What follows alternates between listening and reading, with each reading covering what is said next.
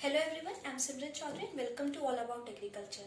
आज हम लोग कोई लेक्चर या सब्जेक्ट नहीं देखने वाले हैं। आज हम लोग बात करने वाले एक बहुत ही इंटरेस्टिंग टॉपिक में, वो है कि बीएससी करने के बाद क्या स्कोप है, क्या कैरियर है।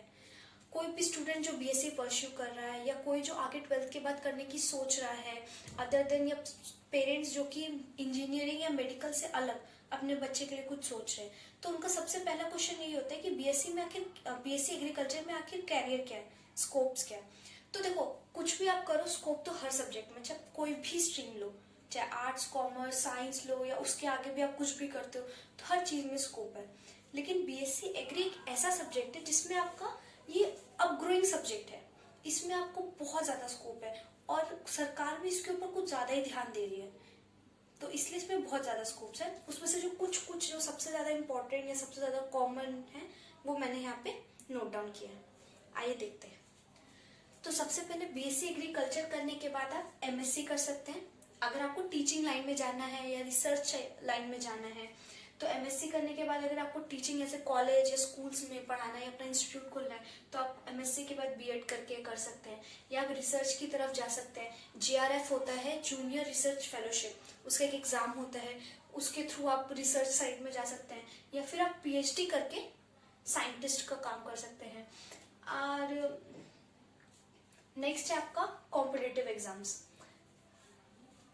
कुछ तो कॉमन होते हैं, कॉमन इन द सेंस कि ये आप जनरल कोई भी, जैसे आपने साइंस लेके करा है, बीएससी एग्री लेके करा है या बीएससी कोई भी सब्जेक्ट लेके करा है, इवन अगर आपने आर्ट्स साइड से बीए या बीकॉम करके भी किया, तो भी आप ये एग्जाम्स दे सकते हैं। उसमें आता है आपका यूपीएससी, एसएससी। एसएससी दो टाइप का होता है, एक होता है ग्रेजुएट लेवल पे, मतलब आपका जब ग्रेजुएशन हो जाएगा बीएससी एग्री, उसके बाद आप दे सकते हैं, या फिर एक होता है हायर लेवल, मतलब ये जो है कंबाइंड हायर लेवल एग्जाम होता है। ये आपका हो गया 10th 12th के बेसिस पे होता है कि आपने 12th कर लिए तो उसके बेसिस पे आपका एसएससी का एग्जाम होता है। इसमें एलसीडी वगैरह के एग्जाम्स होते हैं और ग्रेजुएशन वाले में अपर डिग्री का होता है।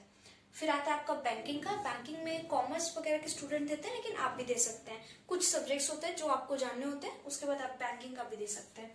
और डिफेंस में ये हो गया कि क्या कहते हैं, बताया मैंने, जनरल। इसके अलावा जो स्पेशलाइज, जैसे ये तो सब जनरल हर किसी के लिए है, लेकिन एग्री अगर आप करते हैं बीएससी एग्री, तो आपके लिए कुछ स्पेशल कॉम्पिटिटिव एग्जाम्स भी होते हैं जो कंडक्ट होते हैं। जैसे आईबीपीएस एओ कंडक्ट कराता है, एग्रीकल्चर ऑफिसर, एफसीआई कराता है, एआईसी कराता है, आईआईएफसीओ कराता है या एनएससीआई कराता है, नेशनल कॉर्पोरेशन ऑफ इंडिया। ये सारे एग्जाम्स ये कंडक्ट कराता है जो कि स्पेशली बीएससी एग्रीकल्चर किए हुए स्टूडेंट्स के लिए होता है, या जिसने भी बीएससी एमएससी एग्रीकल्चर से किया है, ये सिर्फ वही दे सकते हैं। एग्रीकल्चर से या हॉर्टिकल्चर से होता है ना, मतलब एग्री रिलेटेड जो भी सब्जेक्ट है, एग्रीकल्चर, हॉर्टिकल्चर, फिशिकल्चर, ये जो भी है, इन सबसे किया है उन्होंने, वो ये दे सकते हैं। नेक्स्ट है, अगर आपको मैनेजमेंट के साइड जाना है, जैसे होता है ना, बहुत लोग का होता है कि भाई मैं तो एमबीए कर लूंगा, मैनेजमेंट के साइड जाऊंगा प्राइवेट जॉब्स के लिए, तो आप एमबीए कर सकते हैं। एमबीए के अलावा आपके पास एक एमसीए का भी ऑप्शन होता है, या फिर आप पीजीडीएम भी कर सकते हैं। ये एमबीए के कंपैरेटिवली थोड़ा लोअर होता है, lower in the sense money. MBA में तो काफी कॉस्ट लगता है, इसमें थोड़ा कम लगता है, और आपका जो सैलरी पैकेज होता है वो सब में ऑलमोस्ट सेम मिलता है, आपको बस मन लगा के पढ़ना होता है। फिर जो सबसे बेस्ट है, अगर आपने गवर्नमेंट कॉलेज लिया, आपने बीएचयू या आईसीआर एग्जाम दे के अगर आपने गवर्नमेंट कॉलेज लिया है, तो आपका कॉलेज का कैंपस भी होगा, या प्राइवेट भी लिया, लेकिन जैसे अच्छा कॉलेज है जैसे एमईटी वगैरह हो गया, तो उसमें कॉलेज कैंपस में काफी सारी कंपनीज आती हैं, वो अच्छा पैकेज दे देती है। लेकिन मेनली क्या होता है कि अगर आप प्राइवेट साइड से कर रहे हैं, प्राइवेट के आजकल गवर्नमेंट में भी, तो आपका पैकेज जो है 5-6 लाख के अप्रॉक्स पर एनम रह जाता है, क्योंकि आपने जस्ट बीएससी किया है। तो कॉलेज कैंपस में कुछ ही बच्चे होते हैं जो चमक जाते हैं, लेकिन ऐसी बात नहीं है।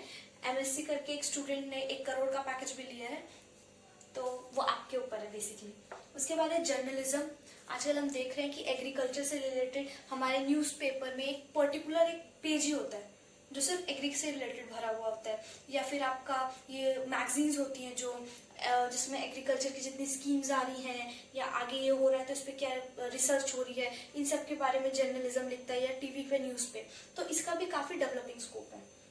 और या फिर आप इंटरप्रेन्योर बन सकते हैं। इंटरप्रेन्योर इन द सेंस आप अपना, जैसे आप एग्री करते हैं तो आप गवर्नमेंट से लाइसेंस ले सकते हो, आपको बहुत ही कम ब्याज पे लोन भी मिल जाएगा, और आप अपना डेयरी फार्म खोल सकते हैं, या फिर फिशरी के लिए कर सकते हैं, और मुर्गा पालन होता है वो कर सकते हैं। इसके अलावा आप वेटनरी या वर्मी कंपोस्ट का भी अपना खोल सकते हैं। तो वो क्या आपका एंटरप्रेन्योरशिप है। इसमें क्या आपको स्टार्टिंग थोड़ा लगेगा, लेकिन इसमें काफी ज्यादा स्कोप है। आपका इनपुट है लेकिन आउटपुट काफी ज्यादा है, कुछ साल जैसे जैसे बीतते जाते हैं। उसमें डेयरी का तो आप देख ही रहे हैं आपके आसपास कितना ज्यादा होगा। ये हो गया। उसके बाद नेक्स्ट है आपका बैंकिंग का। अब ये वो बैंकिंग है जो स्पेसिफिकली बीएससी एग्री के लिए है। मतलब ऐसे तो जनरल बैंकिंग का एग्जाम होता ही है जैसे पीओ वगैरह के लिए, लेकिन ये जो है ये स्पेसिफिकली एग्रीकल्चर स्टूडेंट्स के लिए है। जैसे कि आपका एएफ होता है, एग्रीकल्चर फील्ड ऑफिसर। एसबीआई ये कराता है आपका जेएए, ठीक है। इसमें होता है junior assistant junior agriculture assistant, उसका हो गया एग्जाम किया। आईबीपीएस जो आरआरबी से एएम कराता है, असिस्टेंट मैनेजर, एग्रीकल्चर के लिए होता है बेसिकली।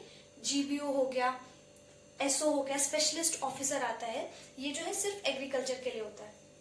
फिर है कुछ प्राइवेट। अब जैसे होता है कि आपको मैं गवर्नमेंट के साइड पे ले जाऊंगी, लेकिन प्राइवेट भी देख लेते हैं। कुछ बच्चे होते हैं जो एवरेज रहते हैं या वो उनका इन सब में नहीं है इंटरेस्ट, बैंक में इंटरेस्ट ही नहीं है। बैंक लेना होता तो बीकॉम करते। उन्होंने ऐसा सोचा कि नहीं मैंने कॉमर्स लिया नहीं, मुझे बैंक साइड ला जाना ही नहीं है, ये मेरा मैथ्स में इंटरेस्ट है ही नहीं, तो they can go for private. इसमें भी बहुत सारी कंपनीज हैं जो आपको हायर करती है बीएससी एग्री स्टूडेंट्स को। और स्टार्टिंग पैकेज जैसे आपको मैंने बताया ना 5-6 लाख से स्टार्ट होगा, लेकिन फिर बढ़ते बढ़ते काफी ज्यादा है, मतलब अच्छा खासा जिसको कहते हैं। क्योंकि इन सब में ना गवर्नमेंट अपना इंटरेस्ट दिखा रही है, इसमें आपका गवर्नमेंट इन्वेस्टमेंट कर रही है इन कंपनीज में। जैसे आपका एनएससीआई है, national seed corporation of India, ये इसका सीड कंपनी होता है।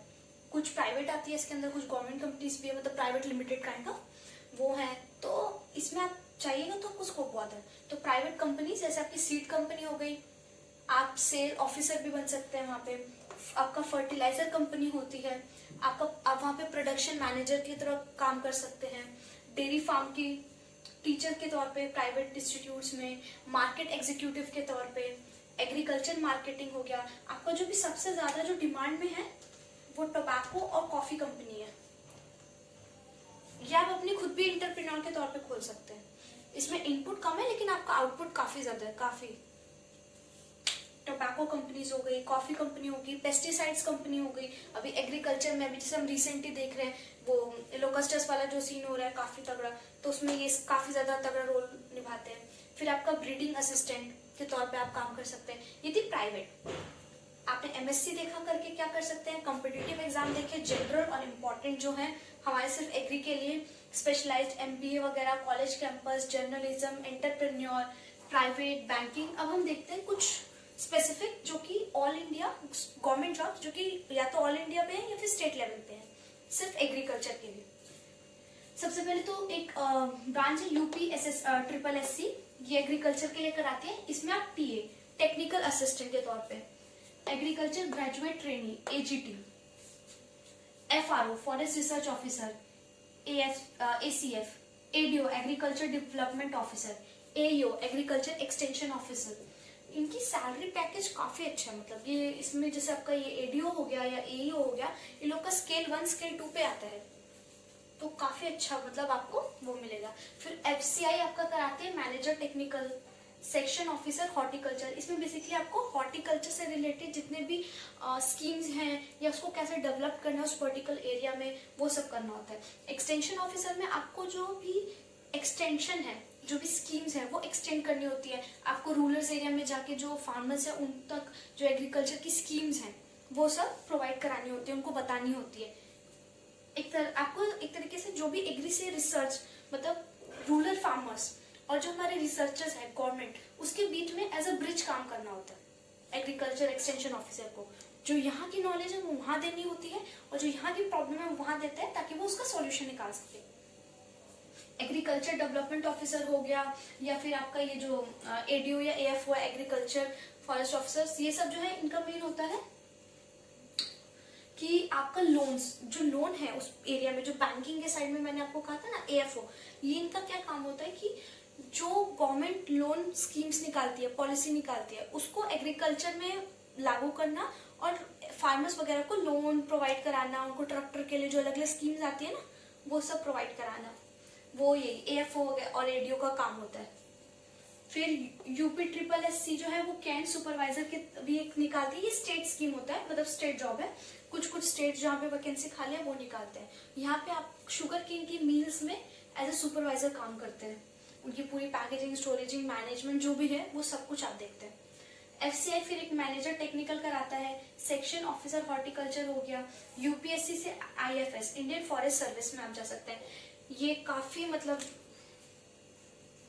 अच्छी जॉब है और इसके लिए आपको UPSC एग्जाम देना होता है। पहले जो आपका जो प्रीलिम होता है वो तो सेम होता है जैसे UPSC के बाकी एग्जाम्स के लिए होता है, चाहे वो IPS हो, IFS हो या फिर IAS हो, उन सबका जैसा होता है वैसे ही होता है। लेकिन उसके बाद जब आपका मेंस होता है तो उसमें ये थोड़ा अलग हो जाता है। जो आपके एग्री रिलेटेड सब्जेक्ट्स हैं आपको उसमें से इसमें सेलेक्ट करना होता है और इसका सैलरी पैकेज भी काफी अच्छा होता है और क्या बताऊं मैं, काफी प्रेस्टिजियस जॉब तो है ही। फिर एक ATM एक है जो एग्जाम का बॉडी है जो एग्जाम कंडक्ट कराती है, असिस्टेंट टेक्नोलॉजी मैनेजमेंट मैनेजर का। ये भी एग्री का ही है और ये स्टेट वाइज निकलता है, जिस स्टेट में वैकेंसी खाली होगी उसमें आपको होगा। और फिर आपका DHO district horticulture officer, HDO horticulture development officer, इन दोनों का जो सैलरी पैकेज है वो स्केल 2 का है। RSMSSS ये जो है ये स्पेसिफिकली राजस्थान में एग्जाम कंडक्ट कराता है एग्रीकल्चर सुपरवाइजर की तरह, मतलब हाँ एक राजस्थान का ही है ये स्पेसिफिकली, वहां पे आप एग्रीकल्चर सुपरवाइजर की तरह काम करते हैं। फिर वही UPSSS का मिल्क सुपरवाइजर, इसमें आपको मिल्क का डेयरी, मिल्क का प्रोडक्शन हो गया, उस एरिया में कैसे मिल्क का मतलब क्या क्या कैसे स्कीम्स हो रही है उसके लिए कैसे काम हो रहा है, पूरा पैकेजिंग, स्टोरेजिंग सब कुछ का सुपरवाइजन करना होता है वहां पे। फिर एक NABARD एक बॉडी है, इंडिविजुअल बॉडी, उसमें भी आपको काम करने का मौका मिलता है। अगर आप इसके एग्जाम होता है, इसका पर्टिकुलर एग्जाम होता है, उसके थ्रू आप NABARD में जा सकते हैं। ये गवर्नमेंट बॉडी है और इसका पैकेज भी सैलरी काफी अच्छा है। उसके बाद स्पेशलिस्ट ऑफिसर्स, ये स्पेशलिस्ट ऑफिसर हो गए, ये जो बैंक्स वगैरह में होता है स्पेशली एग्रीकल्चर ऑफिसर्स निकलते हैं जो कि ग्रेड A के माने जाते हैं। तो ये थे कुछ गवर्नमेंट, और भी होंगे, मतलब होंगे क्या है ही, बट ये जो है सबसे ज्यादा जो आपको हो। इससे मुझे लगता है कि मैक्सिमम स्टूडेंट जो थोड़े डाउट्स में होंगे कि एग्रीकल्चर करना चाहिए कि नहीं, या आगे करके हमारे को कोई स्कोप मिलेगा कि नहीं, उनके डाउट काफी क्लियर होंगे, क्योंकि आपको बस मेहनत करनी है। स्कोप की लिटरली कहीं कमी नहीं है, आप कुछ भी करिए, स्कोप हर जगह है, मैं तो ये कहूंगी। बाकी thanks for watching, I hope you like the video.